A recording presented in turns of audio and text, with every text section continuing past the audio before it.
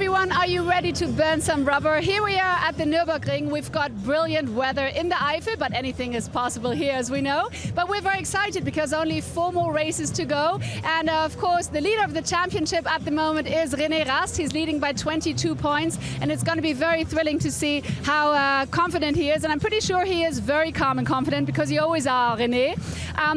You're in pole position, obviously the best starting point, 22 points ahead. So what are you expecting for the race? Is it going to be easy for you? I don't think so. I don't think so too. It's going to be a sunny race. That's at least what we know. There's no rain expected. Warmer than expected, that's also positive. But obviously, the start as always is very important. Pit stop is important, strategy is important, and obviously the pace. So lots of question marks, but let's see. And last year you won both races here. Do you think you can repeat that and maybe even go home in your head with a title?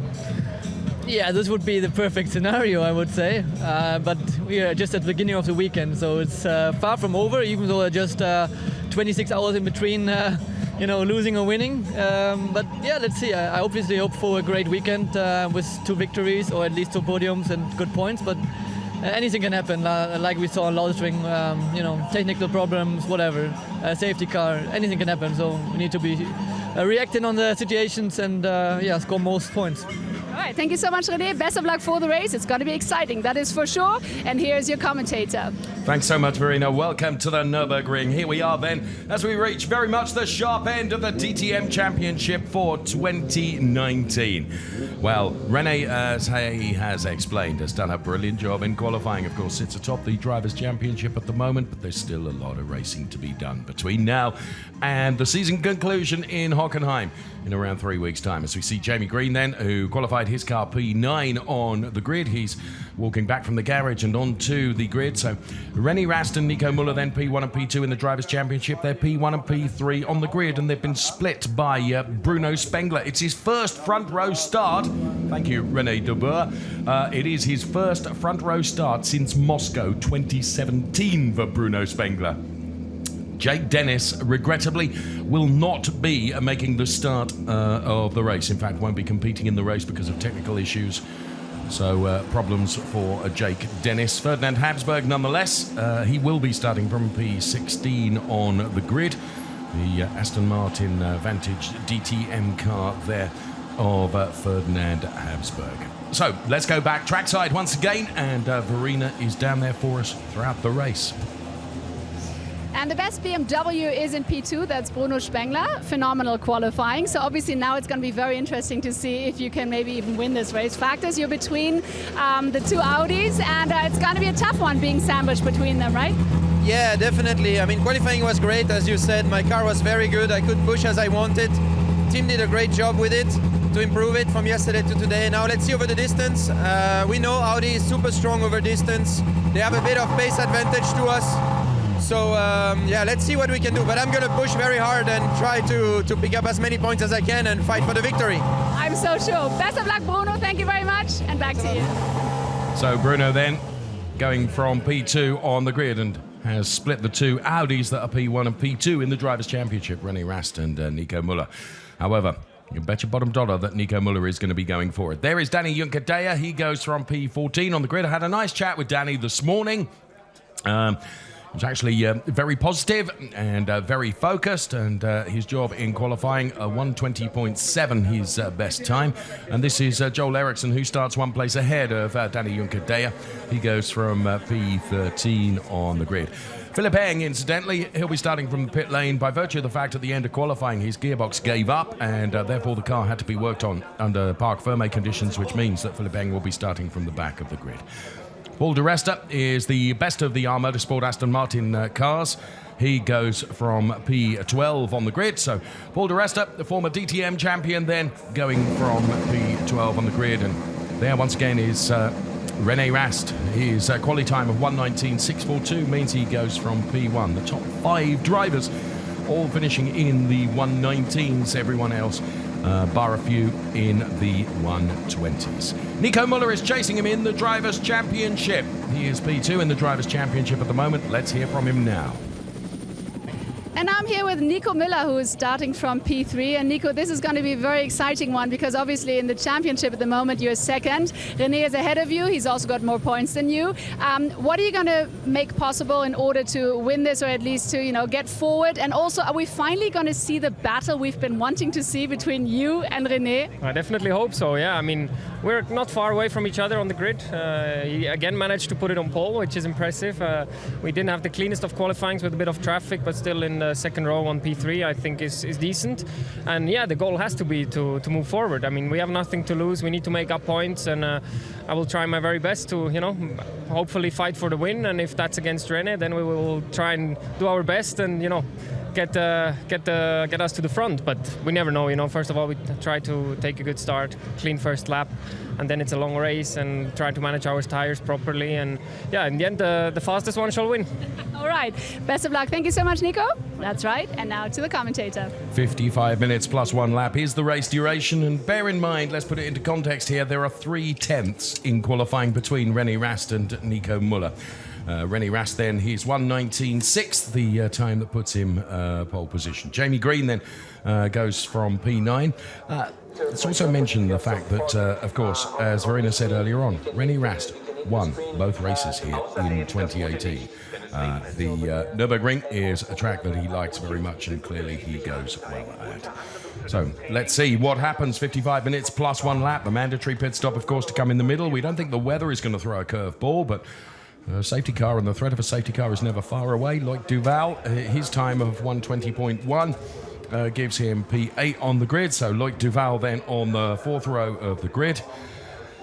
He has Jonathan Aberdeen alongside him. And there is Timo Glock, who looked a lot better in qualifying than he did in the FP sessions, where he had a couple of mistakes in those FP sessions. But in qualifying, he went from and goes from P7.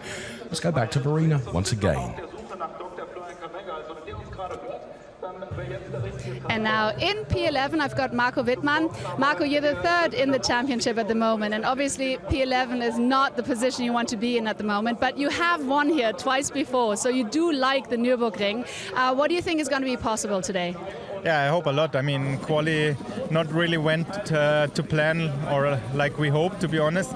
But I mean, starting from 11 is my lucky number, so maybe it helps a bit to go forward. As you said, I mean, Nürburgring is a track which I really like. Had quite a lot of successful races there, won it twice. So yeah, let's hope for a good race, fighting to the front and scoring some good points. All right, Marco, best of luck. Thank you, and back to you. Thanks so much, Verena. So Marco Wittmann then got work to do, that's for sure. Alongside me for the duration of the race, absolutely delighted to welcome our Motorsport Aston Martin race winner, Ricky Collard. Not in DTM, which is a great shame, but nonetheless in another series, and always delighted to have you alongside us. Welcome. Good afternoon, everyone, and what a thriller of a race we're in for, I reckon, today.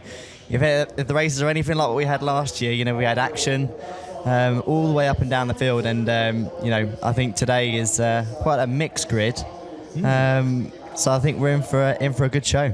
And unseasonably, at the Nürburgring, we've got sunshine. Now, that doesn't mean that we won't get snow at some point, because the Nürburgring is its own sort of microclimate here in the Eifel region of Germany.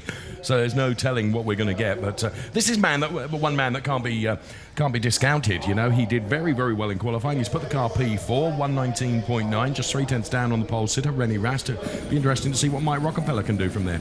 Yeah, definitely. Rocky, as we all know, is a great racing driver.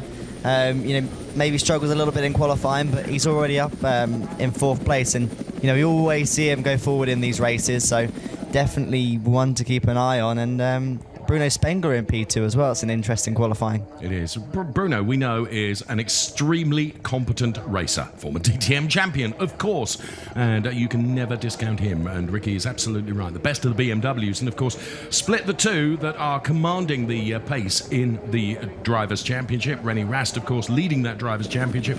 Now he's on 237 points.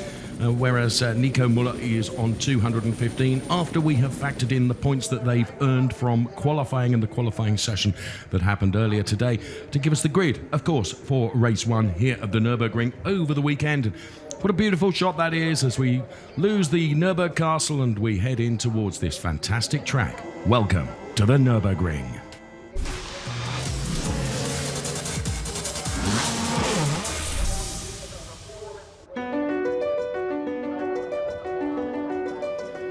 in the Eifel region of Germany. 78 DTM races since 1984. The victory tally is 13 to Audi, it's 12 to BMW, and it is a place of legend, really. This extraordinary track, which stretches some 3.629 kilometers with 11 turns, and every single one of them challenging. 7 will challenge you to the right-hand side, 4 will challenge you to the left-hand side. It is a smooth and flat surface, and medium stress on the Hankook tyres that the drivers will use for the entire 55 minutes plus 1 lap, although of course they will have to change them for a mandatory pit stop in the race. Nico Muller, he goes from P3 on the grid. Ricky, you've been in this position before in championships when you're chasing. Is it easier to hunt, or is it easier to be the hunted? You know, Nico Muller has got work to do, hasn't he? He's got Bruno Spengler between him and the championship leader René Rast. And of course, to all intents and purposes, Nico and René will appear to be good buddies off the track, but when it comes to the track, every point is critical, isn't it? Absolutely, and like we're saying, we've got Bruno Spengler in the middle of this championship battle between René Rast and Nico Muller. So, you know, he could play a big part of it. And currently, as we see in the championship, that Bruno is currently 8th in the championship. Quite far off, you know, the front-running boys, so he's got nothing really to lose. But what, of course, he could do is he could help Marco, couldn't he? He could do, yeah, definitely. He's got to make that BMW really wide and get a good start, but, you know, we've seen some tremendous starts from Bruno Spengler already this year. He's got the knack of that BMW off the line. I was on air earlier in qualifying when you were out driving race taxis around this fantastic track, and we had Lucas Auer on the air. We'll explain that in just a moment. But René Rast goes from P1, Bruno Spengler goes from P2. Then we find Nico Muller and Mike Rockenfeller. So Nico with some protection from Mike Rockenfeller there, ahead of Jonathan Aberdeen and Sheldon van der Linde. Very good qualifying from Sheldon. He goes from the 3rd row of the grid, ahead of Timo Glock and Loic Duval. Then to the 5th row of the grid, where we find another Audi lockout. This time it's Jamie Green and Robin Freins, and then we see Marco Wittmann, who's P3 in the Drivers' Championship, going from a lowly P11 with Paul de Resta alongside him for P12. Joel Eriksson and Danny Juncadella then are on the 7th row of the grid, P13, P14, ahead of Pietro Fittipaldi, who took a 5-place grid drop, and ahead of Ferdinand von Habsburg, and then Philipp Eng and Jake Dennis. Well, we are told Jake Dennis will not be starting the race, and Philipp Eng, because he lost his gearbox in the course of the race, he is having to start from the pit lane. So there you can see this 3.629 kilometre track then in graphics on the left-hand side, and the weather conditions, lovely. 20.3 air temperature, track temperature 30.2. Back to what I was saying about Lucas Auer and René Rast. They're on the front row of the grid, because what I was trying to ascertain is, you go into turn 1, Ricky, you're running downhill. It's almost like a hairpin as well. It's a bit bumpy. Are you better off being P1 or P2 in terms of your track position on the grid? And you know what? Lucas actually said you can make both sides work. Yeah, definitely. Normally, historically, P1 is always on the inside. But for some reason, around this Nürburgring circuit, we see P1 actually being on the outside here. You know, like you're saying, you are breaking downhill, and we saw it last year with Timo Glock. It's very easy to lock that inside front wheel. The tyres are cold at that point, aren't they? The tyres are going to be stone cold, and, you know, it's a lively first corner. And if you're on the outside through turn 1, yes, and you can make it stick, you then get the inside, though, for turn 2 and turn 3. So there's kind of lots of connotations, isn't there? So I can now completely understand what Lucas was saying. You can make it work either way. Of course, you're going to have 16 other cars breathing down your neck as well, because it is a bit of a funnel. You can see there, that camera shot, really, from our heli, gave us just some idea of the depth of the elevation change. And then right on the inside, if you pick up a bit of curb, as we've seen many drivers do in the past, that really upsets the car. And at that millisecond point, you've got no control of it. That's it. And you can also see, even when they've got, I don't know if we get any slow motion videos of it today, but you can actually see the inside front tyre completely comes off the ground. Yes. So then as a driver, you see the lights instantly lock up as there we see the lonely Philipp Eng starting from the pit lane. He'll be one to watch. Yeah. Well, we all know what Philipp Eng's like on these opening couple of laps. He's really strong. And good news for Jake Dennis and Aston Martin, they've got the car out. I think I was hearing someone say that it was a water pump issue for Jake. So really, really glad to see him back out on the track. Of course, he and Philipp will join the back of the pack. Incidentally, Pietro Fittipaldi, I mentioned that he got a grid drop when we were doing our grid animation. The reason he got a grid drop was in FP, he broke the white line rule on pit in. And under the totting up procedure, it was his third warning. He only got a warning for it, but once you get 3 warnings... 3 strikes and you're out. 3 strikes and you get a 5-place grid drop. I did answer the question, what happens when you get to 4, 5, 6 warnings? I think, to be fair, just to let everyone know, I do think it does restart now. So. Oh, so it goes back to 0? Yeah, do you know what? I think you're wrong. I think you're wrong. Okay, maybe not. I was talking to Thierry Tassin from WRT, and I said, does that then expunge all the historic warnings? He said, no, I don't think it does. Oh, because I thought he was going to get a green card now for 2 more strikes. I don't think so. So the cars are off on their formation lap.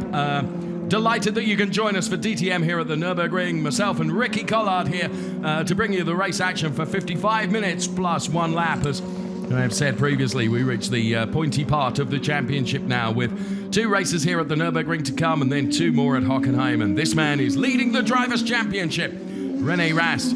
He has had a formidable season, but it hasn't always been great for him. Just cast your memories back to race 1 at the Lausitzring. So there are, if anything is to be believed in DTM in terms of how we can predict the action, one thing you can predict is things will happen that you don't expect to happen. Curveballs will appear in the race.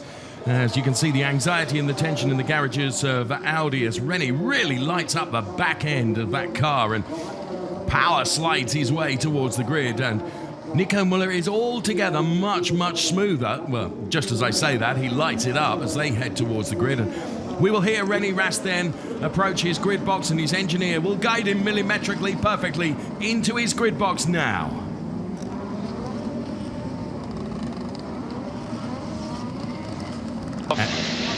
Stop. Really good position. There he is in his grid box. Thomas Biermeier from AB Sportsline then looks on. We await the final cars, which will be Jake Dennis and Philipp Eng. Jens Marquardt there, head of BMW Motorsport. There is Dr. Florian Kamelge, along with Norbert Haug in the R Motorsport Aston Martin garages. Jake Dennis going to be the final car to pull into his grid box then. Once we get the green flag from the marshal at the rear of the pack, we are ready for the start sequence to get underway. Stand by. The DTM at the Nürburgring is about to get going. The lights on the gantry at the top of your screen. When 5 lights are out, we will be racing. Oh, the hell for a long time. René Rast does not get a brilliant start. Yes, he does. I thought Nico Muller was going to get by him, but Nico Muller, is he going to get by Bruno Spengler? Here comes Mike Rockefeller as well. Rocky all the way down the outside. P1 Rast, P2 Muller, P3 is Mike Rockefeller, and relegated to P4 is Bruno Spengler. So through turn number 2 now. Nico Muller is under investigation for jumping the start. It looked like he'd got alongside René Rast right at the start of the race. That would be absolute curtains for him if he gets a penalty for jumping the start. Bear in mind, Race Control have got loads of sensors all over the grid boxes that they can look at. Marco Wittmann mired in the traffic there. Got to try and fight his way forward. Philipp Eng already has put 3 cars behind him as he continues his quest to get up the order now from his right at the back of the grid at start. So René Rast beginning to stretch his legs over Nico Muller, Mike Rockefeller, Bruno Spengler. And then it is Jonathan Aberdeen, Sheldon van der Linde and Loic Duval. And Pietro Fittipaldi really tracking Sheldon van der Linde there as they, for the first time of asking, make their way through the chicane. It's on the exit of the chicane that you set up a move for an overtake in turn number 1, and you've still got the final turn to do. So Rast from Muller under investigation. DRS gets enabled now, and the cars all head towards turn number 1. Robin Freins has dropped right to the back of the pack, and here comes René Rast through turn number 1. Push to pass gets enabled as well, and actually, Ricky, alongside me, it was a relatively clean start, wasn't it? It is, but you can see in the back there's still a lot of action going on, and there's a drive-through penalty for Nico Muller. That's just what he didn't want at this moment. That really, really hurts his championship charge as he makes a small adjustment there to the brake bias. He has got a drive-through penalty. That is going to cost him dearly. Yeah, I mean, that was a slam dunk, wasn't it? I mean, there have been jump starts that have been really, really questionable this year. That was not questionable. He was almost alongside Rene before the lights had gone out, Ricky. That's such a shame, because we were in for a right tussle there with the two boys, first and second in the championship. He has got 3 laps to take the drive through, but I imagine he will be taking it early on whilst the field is still quite bunched up. But what a shame for Nico Muller. Well, it is, but of course the DTM cars for this season don't have that preload launch control, Ricky. They are much, and Lucas was explaining this during qualifying, they're much harder to get away at the start because you are manually controlling, preloading the clutch, aren't you? You're trying to control the accelerator and hold it on the brake at the same time. I mean, it's an awful lot to manage. Yeah, well, you can imagine even you can do it in your own car. You have to try and get your heel on the brake pedal, your toes on the throttle pedal. Please do not try this at home. No, please don't try this at your lights outside McDonald's, please. And then your left foot on the clutch, and you're trying to preload everything as much as you can. I think it's quite good. I think it adds an element of surprise, as Philipp shows an element of surprise down the inside there, and a slight lock-up. Maybe going to get the switch back. He's doing exactly what you said he would do. He's flying through the field, and he's attacking Paul di Resta at the moment. This is for P13. Now, bear in mind, Philipp started right at the back of the pack. He's got the bit between his teeth, hasn't he? This just does not surprise me. This is typical Philipp. Really pushing hard as the sparks fly off the car there. Here is René Rast. He's pushing hard. Look, he's already put 1.3 seconds over Nico Muller and the rest of the pack. There is Marco Wittmann in that P8 position, and Philipp just taking a look at the inside of Paul di Resta as they head towards the chicane. That's a difficult place. You've got to be right alongside. As Nico Muller comes in to serve his drive-through penalty, I think you're absolutely right, Ricky. He's made the right decision here. Take it early on because the cars are still relatively trafficked, aren't they? Okay, Nico, it's 38 laps to go. You will go out in free air and push maximum. Max attack this time. So that's quite interesting there. So they're telling him to push as hard as he can as soon as he gets out the pits. And get the most out of the car and most out of the tyres. So I think what we're going to see now is Nico Muller set some purple lap times and push super hard, and use as much of the tyre as possible and go for an early pit stop with the hope that there might be a safety car in the middle of the race. This race is not over for Nico Muller. So said Ricky Collard, and I think you could be right there. This splitter cam is one of the best shots that we have in DTM. I absolutely love this. Look at this on the Philipp car as he continues to battle with Paul di Resta. So Philipp then, who his car failed during qualifying with a gearbox issue, and now he is absolutely pummeling on the back of the Paul di Resta Motorsport Aston Martin. This kink, which is turn number 8, taken absolutely flat. Gear change in the middle of it, a little bit of curb. Just began to take a look at the inside, but Paul di Resta made sure he positioned his car absolutely perfectly. So Eng will want to get this done as quickly as possible, and here you can see he was taking curb, grass, mud, you name it. Oh, and there was just a little love tap on the back end of the Paul di Resta car. This is brilliant. This is what we like to see, Ricky. This is proper touring car racing, fully over the curb, a little bit of contact, nothing too much to upset Paul di Resta. A bit of carbon fibre flies off. I think the fans put their hands in the air. And this is what we love about DTM now, because in the past, that would have taken an aero flick off of Philipp's car, his race would have been over. But now you can race these cars with just a little bit of contact like that. I'm not condoning it, please don't get me wrong, but a little bit of contact, a little bit of rubbing is racing. That's a good saying, that is, isn't it? In the championship, if everyone stayed in the positions they're in at the moment, it would be 262 points for René Rast, continuing his quest at the top with Nico Muller 215, Marco Wittmann on 173. But as Ricky has said, there's a lot of racing still to come yet. 3.6 seconds, of course, he has advantage now over Mike Rockenfeller because Nico Muller came in for his drive-through penalty, having jumped the start. So Rocky is there and looking pretty comfortable in P2. He's got Bruno Spengler and Jonathan Aberdeen behind, but they're not really close enough to be able to have a go on Mike Rockenfeller, although Bruno's getting a little bit closer now, so perhaps the BMW beginning to come to Bruno now. It's interesting, isn't it? When we were talking to Bruno there at the start of the race, he was saying, I'm not so sure on my race pace. Well, you're keeping Mike Rockenfeller pretty honest, mate, so yeah, you're right. It can't be that bad. Looking very strong. And very tight line as well out of there. Jonathan Aberdeen, you know, throughout the season, his qualifying pace has been extraordinary, and all of us are just hoping that he's going to be able to convert that qualifying pace into race duration as well. Jonathan, one of the two WRT independent Audi team drivers, along with Pietro Fittipaldi, who incidentally is running in P17, just ahead of Nico Muller, who of course has returned onto the track, having taken his drive-through penalty. And sorry, yes, you pointed He went at me. very wide there. Oh no, Jordan Aberdeen, just we've said it, he's run a little bit wide there in turn 6 and on the approach into 7 as well. Right.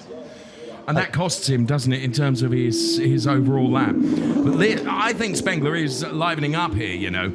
And all of a sudden, Mike Rockefeller's going to have to be defending here, because there's just 4/10 between the two of them now as they both really, really attack. Now, it's off the exit of that chicane that you can perhaps begin to build an overtake move going into turn number 1. Untroubled by anything at the moment, René Rast then at the head of the field with a margin of, let's get a live gap for you, 4.5 seconds. That's a very, very good margin to have been built over the first 9 minutes of this race. As Spengler now takes a look at the inside of Mike Rockefeller.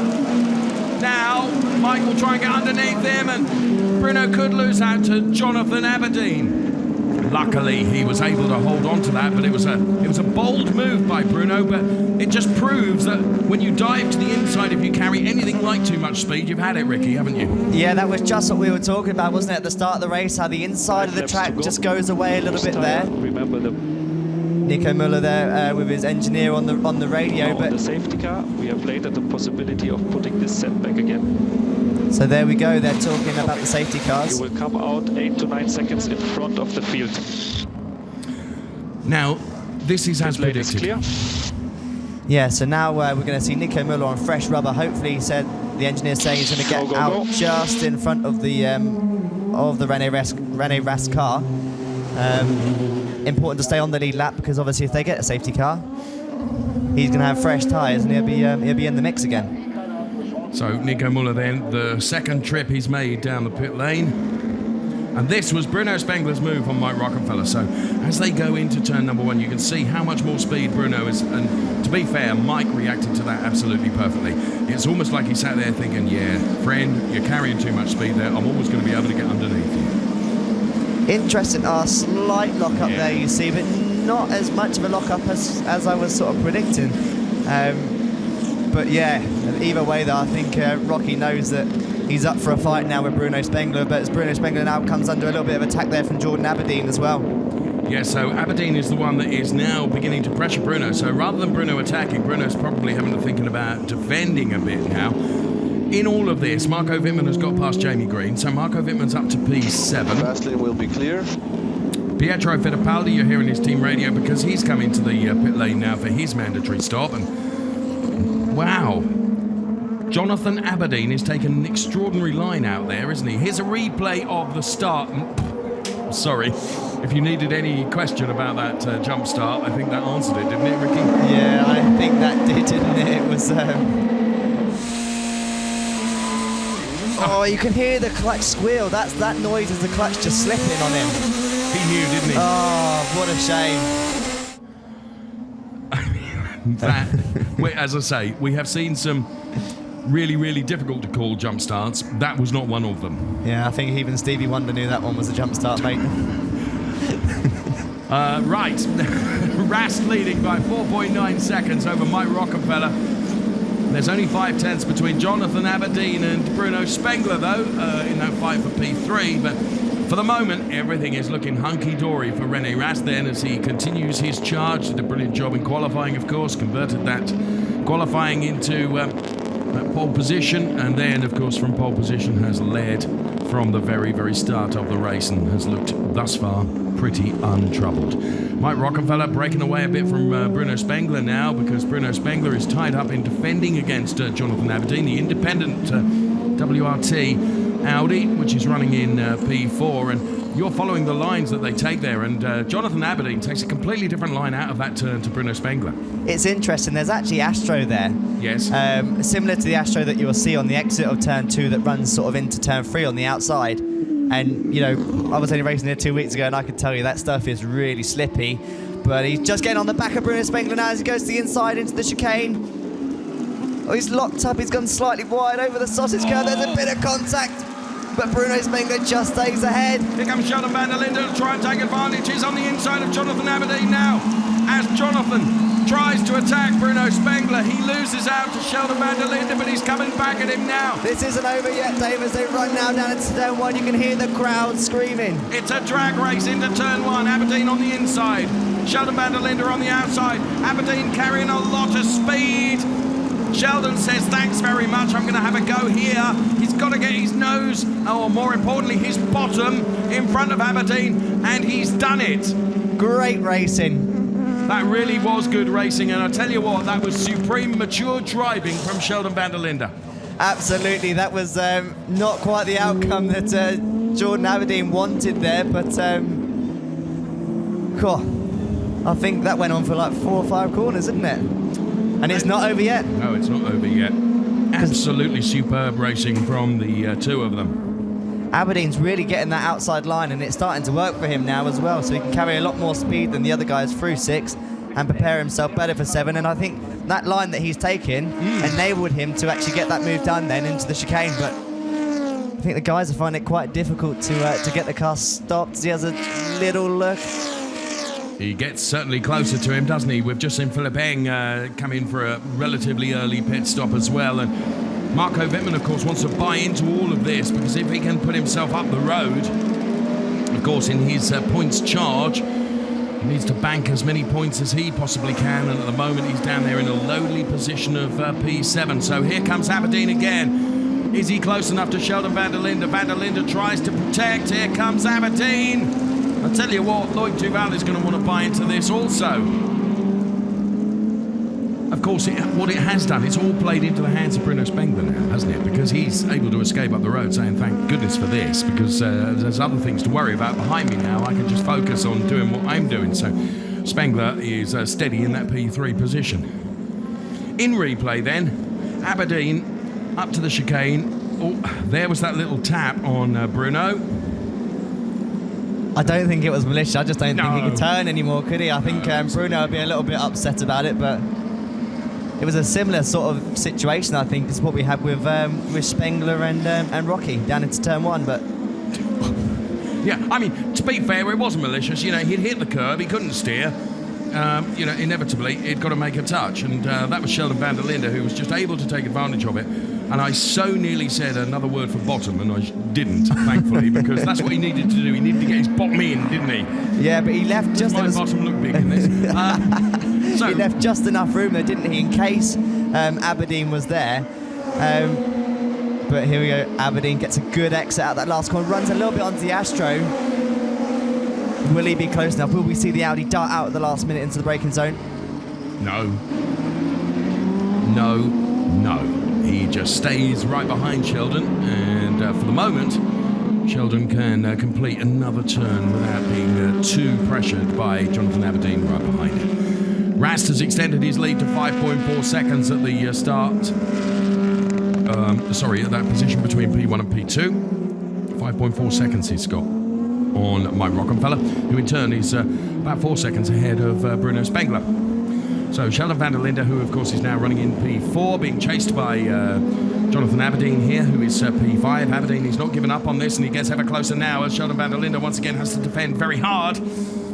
As Aberdeen is pursuing this BMW like never before. So is he going to have a go now going into the chicane, where he did have a go on Bruno Spengler? It didn't work on that occasion. Is it going to work on this occasion? I don't think he's close enough now. So heavy braking before this chicane. Lloyd Duval gets closer. So too does Marco Wittmann and Jamie Green. Now, that's a very sensible move from the WRT team. He's been stuck behind Sheldon van der Linde. They've said, right, come in, let's get your mandatory stop done. Yeah, as Jamie Green as well power slides it into the pit entry, very late onto the brakes. Okay, Jonathan. 29 laps remaining. Manage your tires. Thierry Tassier, you could hear on the team radio there.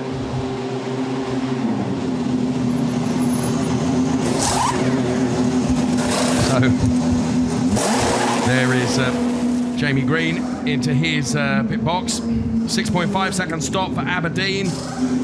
What's it going to be for Jamie Green? 7.7. Relatively, that's quite a slow one, Ricky. Yeah, the WRT crew, though, are so quick with their pit stops. Really good. They are. They've got vast experience, even in the GT racing as well. They're one of the quickest teams, so no surprise to see them do that change so quickly as we ride on board now with Philipp down into turn 1. Slightly seeing the car unload and lock up the inside front wheel as he gets the power down, and they really wrestle the car over then to open up turn 2. Philipp, of course, stopped on lap 9, so he was one of the earliest stoppers. He wasn't the earliest. That was Nico Muller following his drive-through penalty. Then it was Pietro Fittipaldi on lap 7. And we've now seen Jamie Green and Jonathan Aberdeen in on lap 12. So all the cars have to make that mandatory pit stop. And what have we got? 37 minutes plus a lap. As in now, it becomes very busy in the pit lane. Sheldon van der Linde and Loic Duval are in. Aberdeen and Jamie. Jamie and Aberdeen have 7 and 8 laps DRS. You get a scrubbed set of tires. Warm-up loss is less than expected. So warm-up loss less than expected because no tyre warmers now, of course, in DTM. So, you know, you're going out on effectively cold tyres, so you need to generate temperature straight away. Sorry, what are you pointing out here? Just trying to see, it's a battle of the pit crews. Oh, he's done it, he's done it. Stop. Go. Oh, not quite. Bit of hesitation there from the engineer. Go. No, stop. No, go. The trouble is they're so worried about being done for an unsafe release. Yeah, that was a wise decision. Lose the battle and win the war, as they say, but... For someone so young, you're so full of anecdotes like that. Really impressed. But now we see Aberdeen with the warm tyres. How much of a difference. This is why DTM is so exciting. We have hot tyres and cold tyres. Jamie Green throws it down the inside as well. See, what Green is doing here is trying to take advantage of the fact that Jonathan Aberdeen, who's on warmer tyres than Sheldon van der Linde and Loic Duval, Jamie Green also, but Jamie Green is trying to get past Aberdeen at the same time. Yeah. This is brilliant. So there you can see Sheldon van der Linde and Loic Duval behind Aberdeen and Jamie Green, and for the moment Aberdeen has been able to keep himself ahead of the number 53 all-orange Audi of Jamie Green. Rast still leading with 5.1 seconds over Mike Rockefeller. I did half wonder whether the Phoenix team would bring Rocky in earlier than Rast, as here comes Loic Duval on Sheldon van der Linde, and Philipp is creeping up on the both of them. Of course, Philipp on tyres that are up to temperature, but warm-up time loss is less than expected. Therefore, I would think with one completed lap, those tyres are as near as damn it up to operating temperature, Ricky. I think so. Normally we'd say yes, but you know, we saw in qualifying earlier this morning, it was taking an extra lap.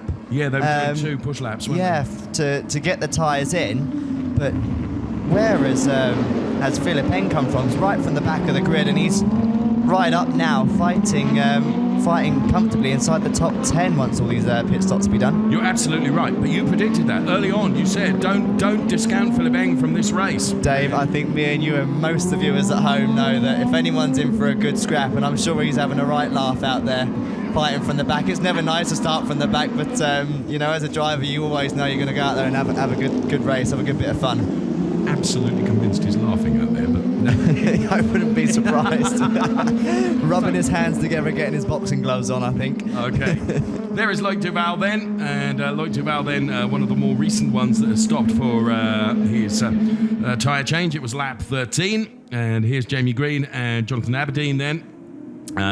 Through that absolutely flat out turn number 8, and then heavy braking zone into this chicane, and there's Sheldon van der Linde and Loic Duval, and you run uphill from that chicane into the final turn on this Nurburgring track, and then begin to think about the drag down towards turn number 1. Now here is Nico Muller, drive-through penalty, mandatory stop. He's ahead of René Rast on the track, but of course Rast is yet to stop. Rast's lead over Mike Rockefeller over the last lap, he's lost a few tenths. Now either René has slowed or Rocky has sped up, but René's in now. Let's listen to his engineer then. You'll hear Rast say pit in. Or not. Copy. We are boxing for safety car. Müller is out of points. We are pitting with Rocky, 5 seconds margin, and we race him for victory. And then we have for P2 30-second clearance, and no one could follow this pace despite Rocky. So, once again, the battle of the teams then, as it's Audi Sport Team Phoenix up against the Audi Sport Team Rosberg of René Rast then. 7.2 and 7.1, they were almost identical, weren't they, as they are both released from the pit lane now, having taken their mandatory stops, which means we have Bruno Spengler, Marco Wittmann, Joel Eriksson, Timo Glock, Paul de Resta, Jake Dennis, Robin Freins and Ferdinand Habsburg yet to stop, as Bruno Spengler effectively leads the race, but of course it is nominal because he will have to come in for his mandatory stop. You can hear the engineer saying there, René's in a very, very comfortable position. Yeah, definitely, but like I say, the only one that can sort of maintain that pace at the moment is Rocky. Like we predicted at the start of the race, Rocky is a definite racer, maybe than what he has been so far this year in qualifying. But yeah, he's right there, and he's the only one that's keeping Rast honest, and by keeping him honest, Rast hasn't got much time to breathe. No, he's got to be very conscious of that. As the cars round that final turn, we can just see coming into the picture now, heading towards the chicane, René Rast then. In that number 33 car, of course, he's running in P9 at the moment, but actually he is leading the race because the 8 cars ahead of him have got to stop for their mandatory stops. I have to be honest with you, Ricky, that I think the mandatory stops have come earlier than I expected, but then what they're trying to do is cover off the eventuality of a safety car, aren't they? Yeah, I think so, Dave, and it's interesting now to see Spengler has taken a different roll of the dice. He's staying out for a little bit longer, maybe hoping that there is some, maybe, I don't know, that something happens, and the new tyres that he gets on towards the end of the race, he should be able to attack and be stronger than them. But Robin Freins has got past Jake Dennis, as you can see. Now, the advantage you have, the later you leave it for your mandatory stop, is of course the tyre grip available to you towards the end of the race is going to be better than those that have stopped earlier than you.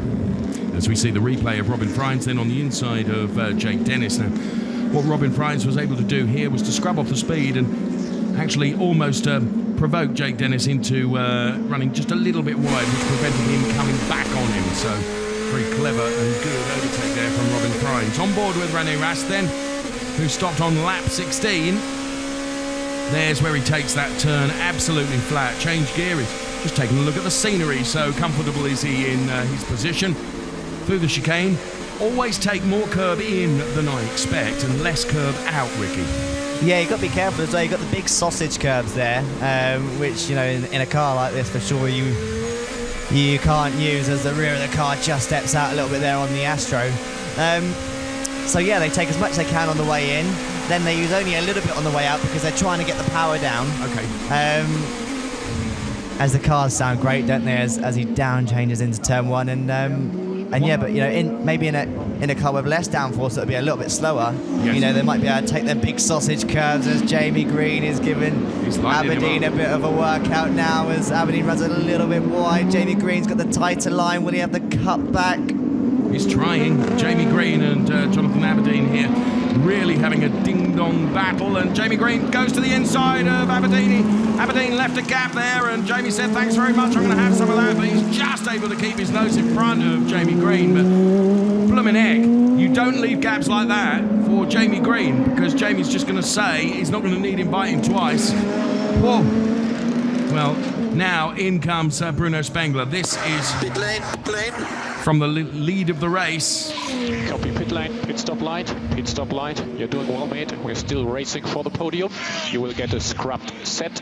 You will rejoin the track in front or around Aberdeen, Green, Van der Linde. That's a group who are fighting. You will have a 6 laps advantage of tire age. Go. DRS situation. Yourself, you have 6 laps. Aberdeen +2, and Rocky is on 11 laps. Watch the white line. So, Whilst we're watching all this with Bruno Spengler, all heck is breaking out between Jonathan Aberdeen and Jamie Green. Well picked up, Ricky Collard. Look at them, they're side by side as they head in towards turn number 1. We're watching Bruno Spengler return. Jamie Green has got his head ahead of Jonathan Aberdeen, and Sheldon van der Linde trying to buy into it as well. Jamie Green runs a bit wide. Does that allow Aberdeen closer? Sheldon van der Linde tries to get in there as well. Oh, a little touch between the BMW and the Audi. And Loic Duval. The big winner here could be Loic Duval, you know, because Sheldon van der Linde now, as they're real rubbing between the two of them here, Loic Duval could pick up this as he looks now to the inside. So Sheldon van der Linde has got Loic Duval for company now. This is the cut back down to the back part of the circuit. And wow, what a three-way fight this has been and continues to be. It all began to start with, as we were watching Bruno Spengler in the pit lane. Aberdeen is just saying thank the lucky stars for this, as here comes Loic Duval now, and in comes Marco Wittmann. So much going on, and Ricky is jumping up and down with excitement alongside me, because that was extraordinary, wasn't it? And a great stop there for Wittmann, who's out in just 6.3 seconds. So RMG doing a great job for Marco Wittmann. He's going to come right into the thick of this, or is he? I think he is. He's going to be a bit unlucky now. He's going to be on the cold tyres. Everyone else is on hot tyres, but he isn't going to have 5 seconds to breathe, because this is really turning into a proper dogfight, isn't it? They were side by side from turn 11 for pretty much a whole lap. Yes. Jamie Green did a great job, didn't he? And basically, it all started with, and there's Marco Wittmann, who can do nothing about Bruno Spengler, because Spengler's tyres are up to temperature and Marco's are not. And Jamie Green ain't going to be a long way in getting by him, I would have thought. We've seen just how feisty Jamie Green is looking this afternoon. My goodness me. There he goes to the outside of Marco Wittmann, all the way around the outside here. Does Marco give him racing room? Only just, Ricky, only just. Now, I don't think that was malicious. I think it was the grip that he had available to him. Yeah, well, you know, Marco, I don't know if you're going to ask Jamie Green that or Marco Wittmann. Marco Wittmann trying super hard there to hold off Jamie Green, but you know, now Jamie Green is going to have these hot, sticky tyres, whereas Marco Wittmann is going to be on the colder tyres. We're going to see a big difference now in the braking zone as he's locked up and Jamie Green goes to the inside. Aberdeen having a go as well, and so too Loic Duval, who's involved in this party, and Sheldon van der Linde. He's just disappeared into the kitchen to get another drink, hasn't he? We're talking about the metaphoric party, of course, that's going on here, but my goodness me, what a fight this has been between them. And of course, Marco Wittmann returned from his mandatory pit stop right into the thick of this fight. Aberdeen now, Wittmann covers off the inside. Now, can Aberdeen get to the inside? No, because Marco makes sure that that avenue of approach is closed off firmly to him. At this point, can I just tell you, we've only got 24 minutes plus a lap of the race remaining. I mean, where has the race gone? Here comes Loic Duval on Aberdeen now. Bear in mind, they're both Audi drivers. A little touch. Oh, he yielded then and eased off, but Aberdeen's looking really vulnerable, isn't he, into turn 3 as he goes to the inside, then back to the outside. Now he's going to try and get the cut back and go back to the inside again. But yeah, he keeps leaving that door open into turn 3, and you know, that's where Jamie Green got him, and Duval's now tried twice well, you see, in the same corner. Is this, you know, Jonathan Aberdeen is significantly younger than Loic Duval and Jamie Green. It's probably experience, isn't it? Because, you know, I know Jamie Green, what a great racer he is. If you give him 1 centimetre, he's going to make that Audi wide, isn't he? Yeah, Jamie Green is, like I say, he's one of the best racers out there on the grid. As we see this massive lockup, that won't do your tyre any good, Marco. He must have flash spotted that, mustn't he? I think he's going to be feeling that for the rest of the 25 minutes or whatever. We've got 23 minutes left. Left him just enough room, didn't he, to get down the inside as Aberdeen then tried to the switchback. And here's a replay of the Aston Martin coming in for its pit stop. This is Jake Dennis then, who's certainly not had the best of luck today. And he is released. Quick pit stop there from the right-hand side guys, and left-hand side guys need to need to take some tips from the right-hand side. They're really quick. So the battle between these two around turn number 5 was extraordinary. Now, I was being very charitable. This is turn number 5. I was being very charitable to Marco on the lap before. He seemed almost to drift into Jamie and push him to the outside. I genuinely, I don't think that was malicious. I think it was just he ran out of grip, and poor old Jamie there. I think it depends. Not having any of that, friend. It depends if you're an Audi fan or a BMW fan, I think there. But, you know, either way, I think what we can all agree on is it was great racing. And it didn't really matter too much for Jamie anyway, because he managed to get back past him. But now look at these fresher tyres for Marco Wittmann. You know, you have sort of 2 laps where the tyres are really peaky. And that's what we're seeing now. In come the final 2 cars for their mandatory stop. Robin Second Freins ahead of you, so it's possible to collect few points. Robin Freins and Ferdinand Habsburg. Right. Even 6-7 is possible. Here comes Marco Wittmann on the outside of Jamie Green. It's a long way around the outside. He'll go to the switchback now and puts himself alongside. He gets superior traction out of the turn. Jamie Green's on the inside, but that becomes the outside. And Marco Wittmann is squeezed. That was a little bit of payback, I think. I really do. Yeah, I was about to say, I think Jamie didn't quite forget what happened down into turn 5, but this battle is far from over as they now approach turn 5. But we see Marco jink out. He has a look. I can almost hear Jamie saying, I opened my notebook and I remembered from a couple of laps before what Marco, how he squeezed me. So, have some. Marvellous racing between the 2 of them. This is great racing, absolutely what we all want to see here at DTM Nürburgring, as Marco Wittmann is looking really racy now on these fresher tyres, and Jamie Green's still got 21 minutes to hold on. Oh, this is great, isn't it? René Rast leading the race from Mike Rockefeller and Bruno Spengler in P3, but we're watching the fight for P4, P5, which is playing out between Jamie Green and Marco Wittmann. Now, everyone has been in for their mandatory stop, so the order you see on the left-hand side of your screen is now back to completely accurate with all the pit stops done and dusted. Is Marco Wittmann going to out-drag him going into turn number 1? He's certainly close enough. Jamie to the inside, Marco now to the outside. Now Marco will try and get underneath the Jamie Green Audi. He does it. That traction he's got out of there this time. Ricky Collard, he's done it. But is it over yet? You can hear the crowd applauding. It's far from over as Jamie Green now dives the inside into turn 3. There's a small amount of contact. Will he get the switch back and as they approach turn 5, Dave, what's going to happen? Oh, I don't know. I can't predict this. The fight between this BMW and Audi driver is immense. Around turn 5 they go now. Extraordinary racing that you're seeing. For the moment, Marco Wittmann has put himself into that P4 position. Let's see it from onboard Marco's car. This is where he just gets the traction out of that turn 1. And then Jamie comes back, and then here comes Marco again through turn 1. And oh no! Engine off immediately. He has a problem. Stop the car, Mike. Stop the car. No. Stop the car. So Mike Rockefeller, who was running in P2,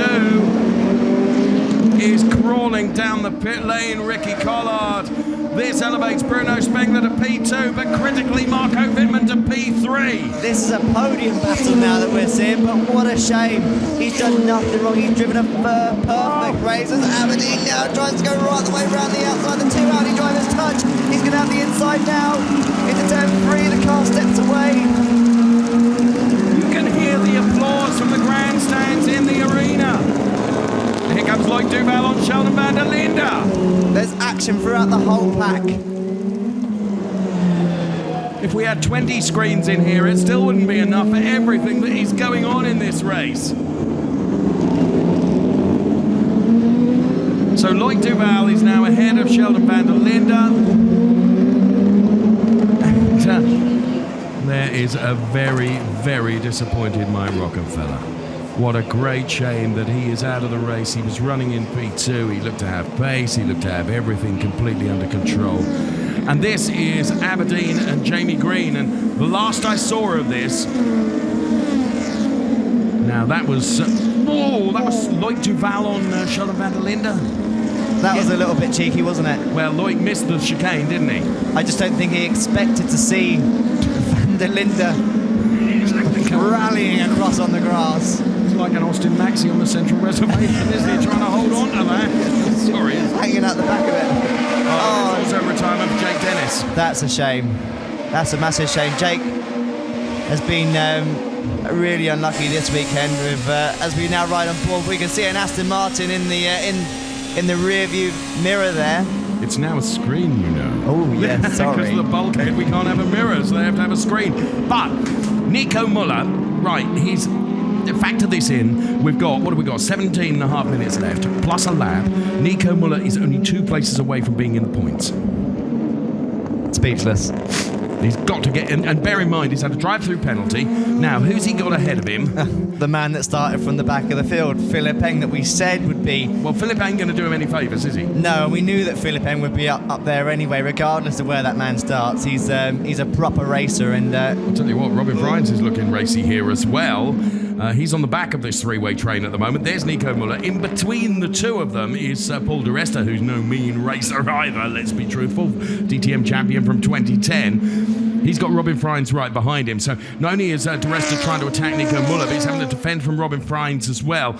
Muller, of course, desperately needs to get into the points. He's got Philipp Eng ahead of him. Ahead of Philipp Eng is the car of Danny Juncadella, the R Motorsport Aston Martin in the points in P10. Oh, as di Resta's got a great exit. Will he look to go down the inside into the final corner? He's going to have him. And Robin Frijns is going to try and take advantage of this as well. Look at Paul di Resta is absolutely trying to find that inside line on Nico Muller, and he's got it. Superior traction there by the Aston Martin. That is a brilliant move by Paul di Resta, putting himself to the inside of Nico Muller, but here comes Robin Frijns from a long way back on the inside of di Resta. What an extraordinary move.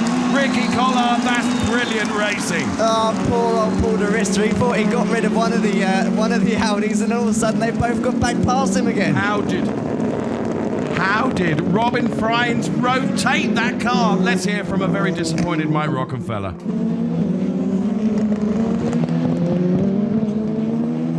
So well, but we can see here on the floor, what is that all about? You've got a leakage, or what is the problem? Why did you have to stop the car? Yeah, it looks like we have a leakage somewhere on the engine. So I had to stop the car to avoid engine failure. It's a shame. I mean, third time this year, let's say on P2, that I don't finish because of the technical issue. But it's racing, and it was a good race up till that point. I think we were actually able to catch a bit, René, so I was hoping for a good final 5 laps, but it didn't happen. Let's hope for a perfect car tomorrow then. Thank you very much, Rocky. Back to you. Always so philosophical, isn't he? Mike Rockenfeller, very, very bad luck for him. Right, Loic Duval gets a black and white flag for forcing another driver to leave the track. That, of course, was Sheldon van der Linde. As now, here comes Robin Frijns on Philipp Eng. We've seen Robin Frijns come from a long way back into turn number 1, and he's able to rotate the car and get it through. Can he do it on Philipp Eng? I think he can, you know. As he squeezes Philipp, Philipp is saying, I'm not letting go, I'm not letting go, I'm not letting go, and then he has to. Now, that is where Robin did it earlier on, and now Paul di Resta is chasing down the car of Nico Muller as well. I have to say, in the last few laps, we've seen Robin Frijns drive like an absolute demon, Ricky Collard. Yeah, well, as we know, Robin Frijns is one of the real quick Audi drivers, and you know, he's proved it time and time again that, you know, when the hammer needs to be put down, he is definitely there. But Paul di Resta is looking really fiery now on the back of Nico Muller. He lost out in that battle, didn't he? There was him doing his level best to attack, and actually, the more he tried to attack, the more he became vulnerable to Robin Frijns, who just threw it down the inside. And I have to be honest, I never in a million years thought he was going to make the corner. I don't think any of us did, but yeah, like you say, he managed to just get it stopped, get it rotated, got a bit better traction, and was then able to hold it around the outside into turn 2 and take the place into turn 3 as Paul di Resta. He's going to have a go, isn't he? He is quicker than Nico Muller. Now, credit to our Motorsport and Aston Martin. They have given Paul di Resta such a car, and of course he is driving the boxer shorts off of it to really, really trouble Nico Muller. Looks to the inside now. That was an ambitious move, but Paul did a very good job in turning that car in. This is extraordinary. Now, they often say that the best race in a race isn't at the front of the pack. Well, we are talking about the race for P11, 12, 13 and 14. And it's Paul di Resta that's currently P14 with Nico Muller P13. And look how Nico Muller trying to prevent Paul di Resta from coming through. And Ferdinand Habsburg in car number 62 is now going to buy into this battle as well. Oh, and di Resta is right off. Listen to the crowd. Ferdinand Habsburg almost able to put his car alongside Paul di Resta because Paul di Resta was really, really squeezed. And well, Ferdinand Habsburg, who, if my memory serves me, stopped much later than Paul di Resta, therefore he's going to have better tyres, theoretically. He looks to the outside of Paul di Resta as, I just wondered whether di Resta was actually going to launch Nico then into that chicane. Nico Muller under investigation for forcing another driver to leave the track. I think that's fair as Nico Muller comes in. So is Nico Muller going to go for a really, really wild two-stop strategy here? He is. I haven't seen that so far this year as we get a replay now of Paul di Resta trying to get around the outside. This was at turn 5, wasn't it? Off the exit of turn 5, and I mean, he meant that, didn't he? Oh, this would be a great shot now on board now with Ferdinand as you see Paul di Resta go for a little trip across the grass there. He held on to it well, didn't he? That was a very expensive rally car. He did hold on to it well, all of Paul's years and years and years of motor racing experience. In the meantime, here's Philipp Eng and Robin Fry. Fritz pushed me off the track. Fritz pushed me off the track. And clearly he put me off the track. Well, yeah, you can see Robin has run out of grip there, hasn't he? And therefore, Philipp, Nico gets a black and white flag for forcing another driver off the track. Now, black and white flag is a warning flag only, Ricky, isn't it? It's no penalty, but you are being observed. Yeah, they will investigate it probably after the race. I think Paul will have something to say about it for sure, but yeah, I don't think there was much room left there by Robin Fries on poor old Philipp Eng. I'm surprised Philipp Eng didn't try it. Well, I think he did everything he could to try and hang it around the outside because if there was any room left into turn 2. Well, sadly, we have seen retirements from Mike Rockefeller and also retirements from Jake Dennis. Let's hear from Jake now. So very unfortunate for Jake Dennis. Jake, why did you have to end the race? What happened? Looks like the same issue we had at the end of qualifying. Maybe the water pump failed because I just had extremely hot engine temperature, and obviously we weren't going to score massive points, so we took the decision just to retire the car and make sure we don't damage the engine for tomorrow, fix it properly, because obviously we only just made the race. But yeah, it was looking quite good, to be honest. I was going with Robin, who's now P11, I think. So yeah, it looked like a promising race. Maybe we could score a couple of points, but yeah, either way, it's not. It's just that me and this track never get along well, and the curse has continued for another year for me. Hopefully better luck tomorrow. Thank you very much, Jake. Back to you. Well, the curse will be expunged tomorrow, Jake Dennis, I feel sure. Good to hear from Jake, and well done. Now, Marco Wittmann, who of course is P3 in the Drivers' Championship, now finds himself P3. He's 4.5 seconds down on Bruno Spengler, who drives for the same brand as Marco Wittmann. Marco Wittmann is higher up in the points than Bruno. Make of that what you will, Ricky. Make of that as you will, Dave. I don't know what you're on about. I think he's still got a decent gap. There's 4.3 seconds as we run into just under 10 minutes left of the race. So he's got to take a decent amount out of Bruno Spengler. And as we've seen, Bruno Spengler's got a great race car underneath him this afternoon. Marco Wittmann's last lap, a 1:23.4. Bruno's last lap, a 1:23.5. That is not enough. He's going to need some assistance.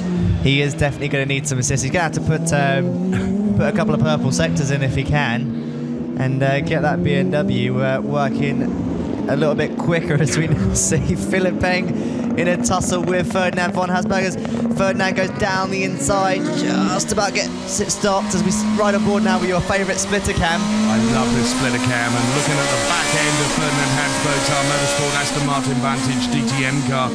And this was Paul di Resta and Philipp Eng. Paul di Resta has gone by him. I have to say, Paul di Resta has looked good through turn number 1, and he made it stick. And he actually, Ferdinand Habsburg was able to take advantage of that as well. So Paul came from a long way back here, but to the outside rather than the inside. Now it's a long way around the outside, but he'd got confidence in the brakes. And he was able to turn the car in, and this is how Ferdinand Habsburg was able to take advantage of the then really rather unsettled Philipp. Rast's lead at the front of the pack is 14.8 seconds. As Jamie Green now is under pressure from Loic Duval. Loic Duval, who is P6, Jamie Green is P5, Jonathan Aberdeen P4, Marco Wittmann is P3, and Bruno Spengler is chasing René Rast, some 15 seconds down on him. So there is Marco Wittmann. And, well, the time is coming down, isn't it? Between the two of them. 7 3/4 minutes plus a lap. Number of drivers have been given the black and white warning flag for certainly squeezing other drivers, but in squeezing other drivers, they have delivered a supremely entertaining race for us. All the way through the pack, I mean, some of the most fascinating battles have been for P11, 12 and 13. It's been really extraordinary, and the crowd have been very vocal in their applause of the action that these DTM drivers have provided for us this afternoon. So there's Loic Duval, one of the drivers who's received that black and white warning flag. Jamie Green ahead of him. There is Bruno Spengler. Here comes Marco Wittmann. Let's get a live gap now between P2 and P3 as Wittmann there weaving from side to side. What's that all about, Ricky? Maybe, I don't know, as you maybe run over a curb, does something not feel quite right? That's very bizarre to see this late on in the race. You definitely won't be trying to produce any more tyre temperature, you wouldn't imagine, but... He's brought the gap down to 4 seconds. What have we got? 6.5 minutes plus a bit and a lap. He's going to need help from Bruno, isn't he? He's not going to be able to catch him on pure pace alone. I mean, the last laps, Bruno did a 1:23.8, Wittmann a 1:23.7. Wittmann is quicker, but not quicker by a big enough margin to bring that gap down sufficiently. Yeah, by only a tenth of a second, he's going to really be tight for time. Needs to find a little bit more time in his BMW M4 DTM. As he's using all the track there, using the curb, you see the sparks fly off the front splitter and the side skirts of the car as they run right out as close as they can to the gravel trap there, up through the gears, like you say, Dave, completely flat through turn 8. And then you'll see there's a 100-metre ball. They brake just after that, down to first gear, get it in for the chicane, short shift to second, and then up through the gears as they approach the final Coca-Cola corner, where it's so quick in one of these cars. Just down one gear, roll as much speed as you can. That's where you really feel the aero of the car work, and you've got to be a little bit careful as well. You see the curb, and then there's that little bit of Astro. Yeah. And if you hit that Astro, it can give you a bit of a snap of oversteer. So that last lap, he took another 10th out of him. It's not enough. It is not enough. So Marco's doing everything he possibly can to get on terms with Bruno Spengler, because of course, bear in mind, Marco Wittmann chasing in the Drivers' Championship. You get 15 points for P3, you get 18 points for P2.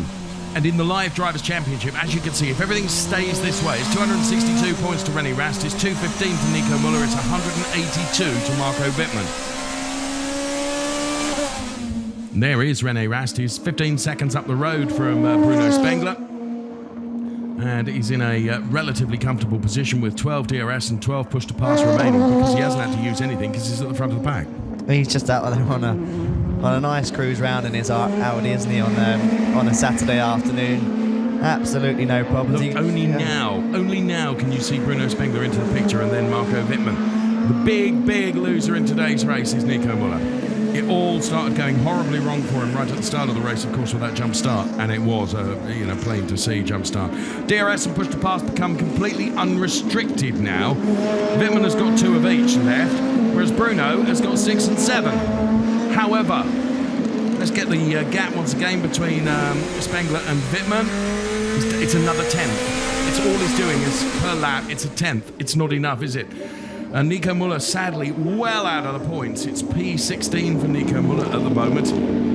Look, there is the race leader. He's almost within sight of Nico Muller, the driver that's chasing him in the Drivers' Championship.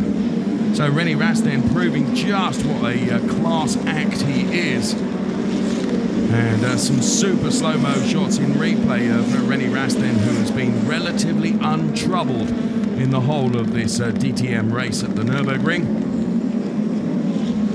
where we have but 3.5 minutes plus a lap remaining. There's that Marco Wittmann then in P3. There's the graphic indicates on the side of his car. Bruno Spengler in P2, and Marco really beginning to chase. So it's gone from 4 to 3.9 to 3.8. As I say, it's a 10th per lap, and a 10th per lap is not enough without some extraterrestrial support from the car that is ahead of him. Yeah, it depends as well. We've got to see whereabouts Spengler is in the championship. I'm just looking through now. He's not in the champion. It's not a consideration. I wouldn't have said. I would have thought that there's no question if Bruno can help Marco, he's going to do that. But clearly they're not going to do that until the very end of the race, I would think. Yeah, definitely. And as we see now, Marco just went out of DRS and pushed the passes. We can see on the graphic there on the left-hand side of your screens. Charlotte van der Linde is really reeling in like Duval here and almost touching him. This is the fight that's going on for P6. Like Duval is P6, Charlotte van der Linde is P7. Then it's Joel Eriksson, who's been really rather quiet and just quietly going about doing his job. So there is Duval. There's Jonathan Aberdeen, who's in P4. There's Jamie Green, P5. Then it's Duval, Aberdeen and Joel Eriksson with 2 minutes and a lap remaining in this DTM race. Stefan Reinhold from BMW team RMG, who are looking on then. Of course, they are the team responsible for that man, Marco Wittmann.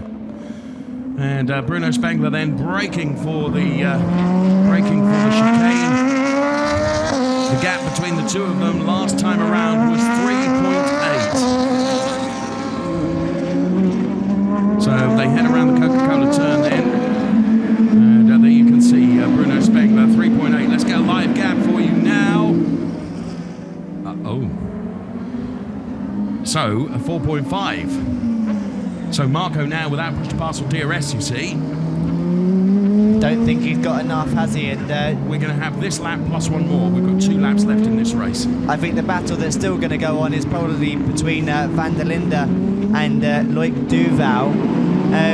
Also, it's interesting as well, like you say, Joel Eriksson, after what was, not one of his strongest qualifying performances this morning. He's just been quietly going about the race, hasn't he? He stayed out of trouble, and they've obviously done a good strategy, and Joel's sitting quite comfortably now in 8th position and inside the points. But he has now got Timo Glock getting ever closer to him, and Timo Glock, we know what a racer Timo is, and if he can see P8 rather than P9, matters whether it's a BMW or not in front of him, that's what he's going to go for, isn't it?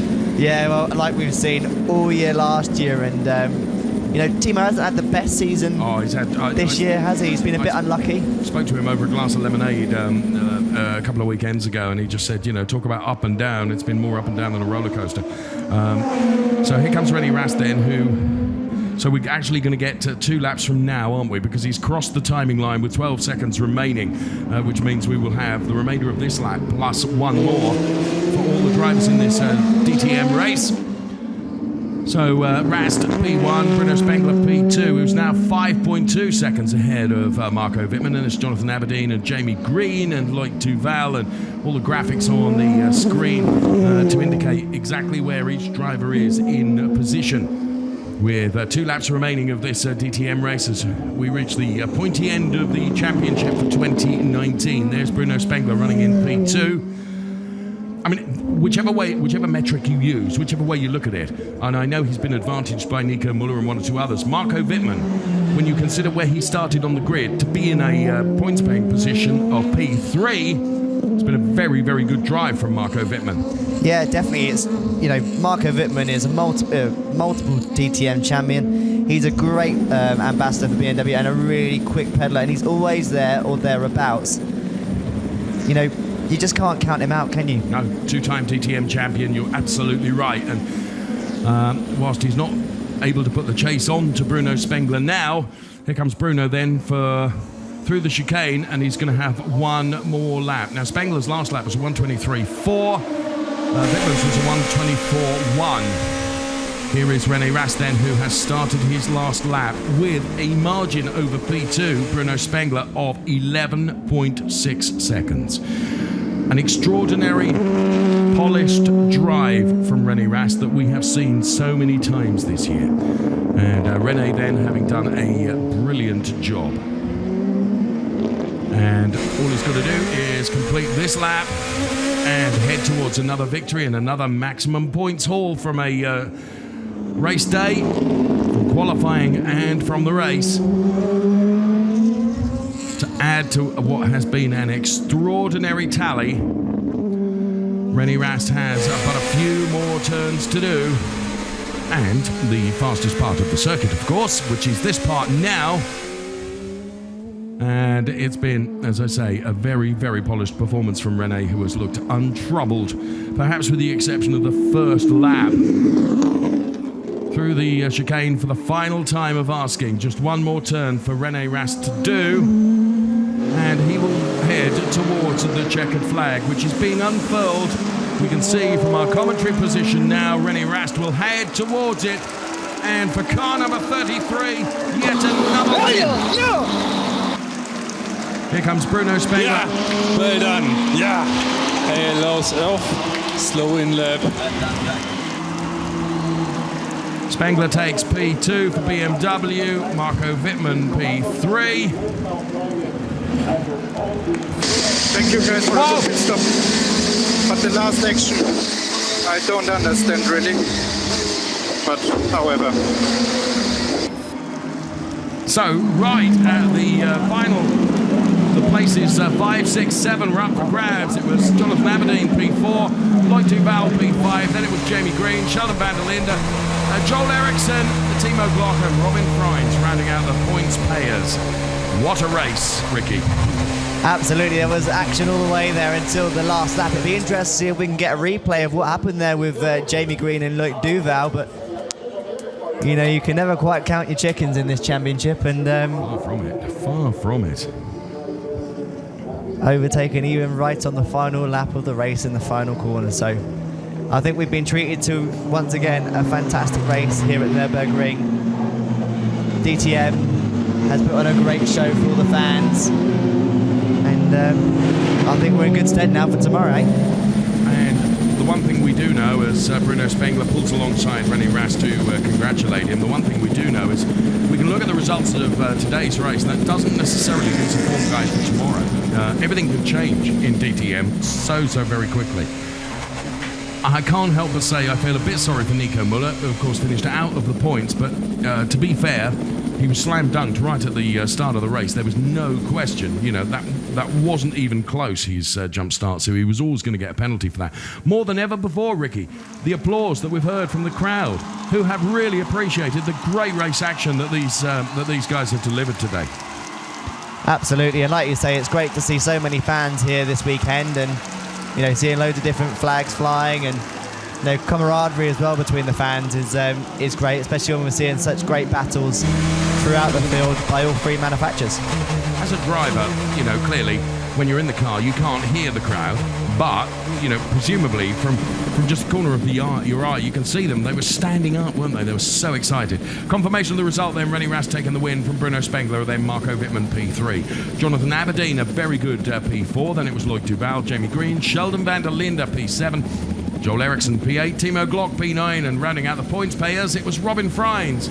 He was involved in some battles, and he takes P10 ahead of Danny Cadea, Ferdinand Habsburg, Paul de Resta, the 3R Motorsport Aston Martins together in a row there, ahead of Philipp, Pietro Fittipaldi, Nico Muller, and then of course we saw retirements from Mike Rockenfeller and Jake Dennis, who incidentally, both of those drivers retired to protect their engines because you know, they both had faults. Jake Dennis was a water pump, and for Mike Rockenfeller, it looked like a leakage of some description as René Rast jumps out of the car, clearly very happy with the pace of his car today, and of course his performance can never ever be questioned. He just delivers, Ricky. He is the, I think the expression is a pizza boy. Always delivers on on time and right at the front. So terrific job, and I don't know if he might be out for a pizza this afternoon, but he's definitely deserved one. And another man that deserves one is Marco Wittmann on a very creditable P3 position. So drivers all in Parc Fermé then, and Nice to see the congratulations being offered betwixt Marco Wittmann and René Rast, and also Bruno Spengler. And René is just like a machine, isn't he? When he needs to deliver, he does deliver. Hasn't always gone his way, but this was what he needed most. It was another very, very convincing victory, and that puts him in a very, very commanding position in terms of the Drivers' Championship. And there you can see through the haze, and this is, I think, a superb shot. The checkered flag falling on the number 33 car. It's another win for that Audi Sport Team Rosberg, but critically another win for René Rast. Happy with that. And the middle part of the race, Ricky, was just, there was so much going on. I am just so glad that we can only talk about the pictures we see, because trying to choose the pictures that you're going to put, because there was just so much going on. Whichever way you looked, there was battles, wasn't there? It was a brilliant, brilliant race. Absolutely. I think everyone, like you say, you could hear the crowd screaming, you could see everyone was up on their feet. You know, maybe we could have predicted who would have finished first, but I don't think you could have predicted Marco Wittmann up there in P3 and Loic Duval, Jamie Green. It was a very mixed race, wasn't it? It was. And like always with DTM, expect the unexpected. You know, things happen. And little joke going on there between René and Bruno. And in the Drivers' Championship, this is the way it looks then. 262 points to 215 to 182. So there is the point situation all the way down to P10 in the points. And René Rast on that 262-point tally. Very, very good points haul for René Rast, who's maximised points not only in the races, but in qualifying as well. Let's hear from Marco Wittmann, who finished P3. What a great job he did, coming from P11 to P3, Marco. I mean, you were pushing really, really hard. So you happy with that? You are, right? Yeah, more or less. I think there was a bit more possible, actually. But all in all, it was a good race. Some hard fights, but that you have to go if you come from that far behind. Had a really good start, a good opening lap, and gained already 3 places. And then with a good strategy and a harder fight against Jamie Green, we actually made up the position. As I said, I think there could have been P2 possible, but at the end, I mean, a podium from 11, I think we can be quite happy. Absolutely. Thank you so much. Back to you. Marco Wittmann then relatively happy. Bear in mind, Ricky, there are still 84 points up for grabs, because we have got 3 more races to come. 1 here at the Nürburgring, 2, of course, at Hockenheim, plus the maximum points you could get out of qualifying times 3. That's another 9 points, isn't it? Because you get 3 points for each pole position you get. So still 84 points up for grabs. Yep, there is only 84 points. It's still a lot of points, but you know that championship deficit now for René Rast is he's nearly, should we say, got one hand on the trophy and on that title, but you know, this is DTM and expect the unexpected. Yeah. And there's that great slow-mo as you can just see the 33 car come across the line to take another dominant win. So there is Marco Wittmann then, quiet in contemplation. Now, you know Marco really well. And he doesn't too often show his emotions, does he? But actually, he's a really, really likable character, isn't he, Ricky? As we see super slow-mos of the top 3. First of all, it is the man that we were just talking about, Marco Wittmann.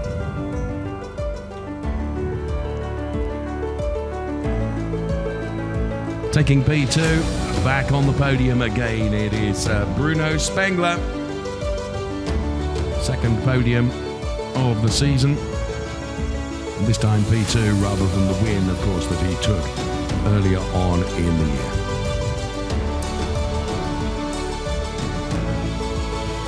And taking yet another win and banking more critical points for the Drivers' Championship, René Rast with another faultless performance to win race 15 of the DTM 2019.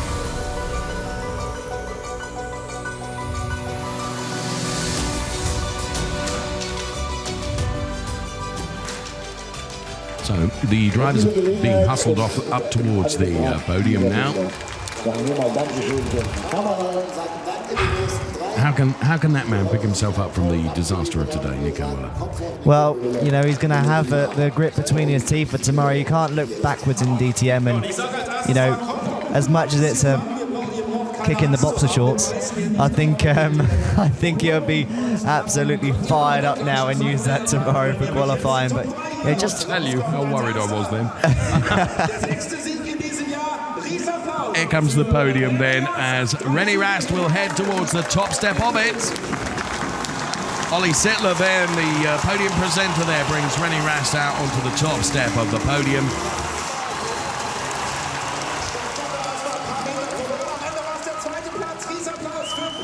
To the best of my knowledge, that's his 6th win of the season. Bruno Spengler, very happy to be back on the podium. P2, he took a win earlier on in the year.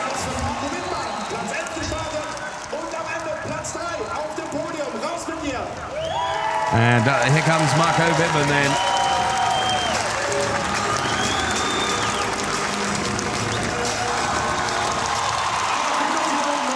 This crowd is so vocal, Ricky.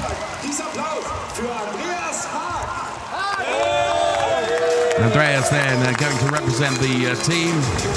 Of course, the Audi Sport Team Rosberg. And the national anthem will play out now for one Mr. René Rast.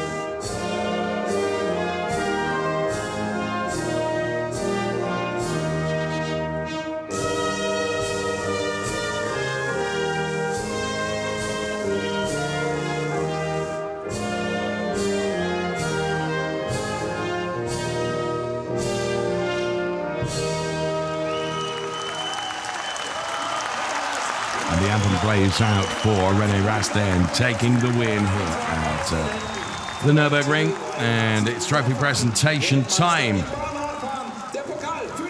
Theo Reinhardt, then the two-time world champion for track cycling, makes the trophy presentation to René Rast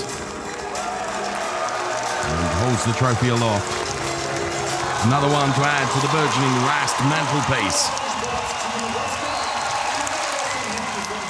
Bruno Spengler delighted to take P2, and he too will be in receipt of his trophy in just a moment. First of all, of course, the team, Audi Sport Team Rosberg, received theirs. And there, the second place driver trophy is about to be presented to Bruno Spengler. And what a legend we have here. Leopold Prinz von Bayern then making the trophy presentation to Bruno Spengler. I mean, racer himself.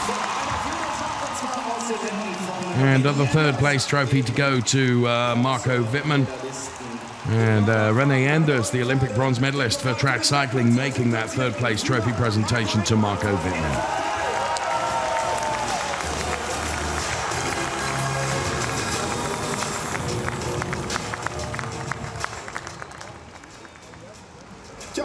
So the drivers will all hold their trophies, pride of place, and the photographs will be taken before the carbon champagne is uncorked and vigorously sprayed, I would suggest, on the podium.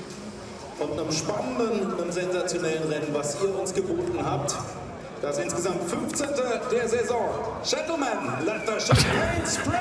Wittmann's just having a slug of it before doing any spraying.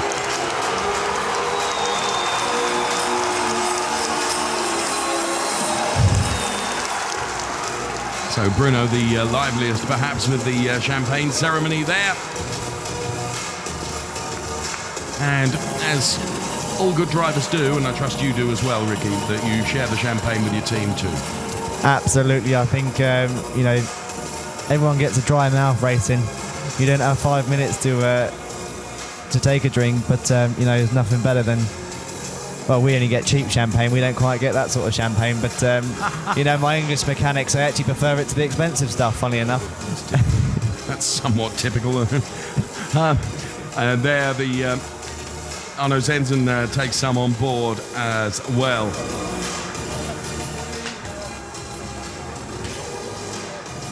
So there, all the celebrations going on. Presumably your season isn't quite done yet. You have more racing to come, Ricky, or have you completed? No, we completed the season now. Obviously 2 weeks ago we were here, and somehow managed to bag Aston Martin their first win in the new Vantage, which was great fun. Very good job with Marvin alongside you. Right? With my mate Marvin Gerhofer. So yeah, a great teammate and a good friend. But right, René Rast then bags his 6th win of the season, I think, if my calculations are correct. Let's hear from him now. This man is just absolutely amazing. He did it once again. René Rast, congratulations to another victory. And again, you managed to extend your lead even the more. And honestly, it looked so comfortable. What was it like in there, and how did the car feel? The car was amazing. You know, the first stint I could pull away quite easily. And then in the second stint, I had a big margin to Mike. Unfortunately, he retired due to a problem. But then I knew I had more than 10 seconds gap to Bruno, and then I just tried to manage it. And obviously, then you listen to every little noise in the car. You hope that the tires are going to last. You hope that the car is going to last. In the end, yeah, everything was perfect. The team did an amazing job, so big credit to them. You really did a great job, but I was a little bit disappointed because I was waiting for the big battle with you and Nico, but unfortunately, Nico, due to the jump start, we didn't see it. But I mean, tomorrow, who knows, right? It will come for sure. All right. Thank you so much, René, and back to the commentator. It will come for sure. And that is a man speaking that knows that this championship isn't quite won yet. No, absolutely. Like you say, he's realistic. He knows that Nico will be fired up for tomorrow, and you know, he's got to put in a cracking lap if to stop Nico Muller from pressuring him really for P1 tomorrow. But you know, interestingly to just see on our screens here, Dave, you know, René Rast with the fastest lap of the race for 21.2. The guy who was second quickest, Nico Muller, on a 21.6. But everyone else, not many cars actually even inside the 1 minute 21. So René Rast with extremely fast pace today. And he delivers, doesn't he? You know, he's pizza boy. Yeah. Okay, I'm never going to forget that. Yeah, he just goes out there. But you know, there are times, like we saw at the Lausitzring, where it doesn't all go his way, and he has to pick himself up from that, and he's done it very, very well. And I'm sure Nico will do the same tomorrow. Absolutely. That, you know, clearly that jump start, which was a clear jump start, you know, that his race was compromised from there on in. Look at this. The Eifel region of Germany, and in the middle of it is this wonderful track, this iconic circuit, the Nurburgring. A couple of years ago, I had the privilege of being taken around the Nordschleife, which you can just see to the left-hand side of your picture now, which is an extraordinary circuit. I went round with a racing driver called Alex Torell at the wheel of this Porsche, and it's absolutely amazing. The Nürburgring is somewhere very, very special, and it's so easy to get to from the UK. You know, if you want to come to a European race event, I would heartily recommend the DTM at the Nürburgring. It's something very special, Ricky. Absolutely, Dave. And what you don't know yet is that I've got a hire car this weekend. So no. Oh, goodness me. Can you imagine that? Ricky Collard in his rental car. Fastest car in the world, they are. Taking Dave around the Nordschleife. No, thank you very much. Let's go back down to Verena right now.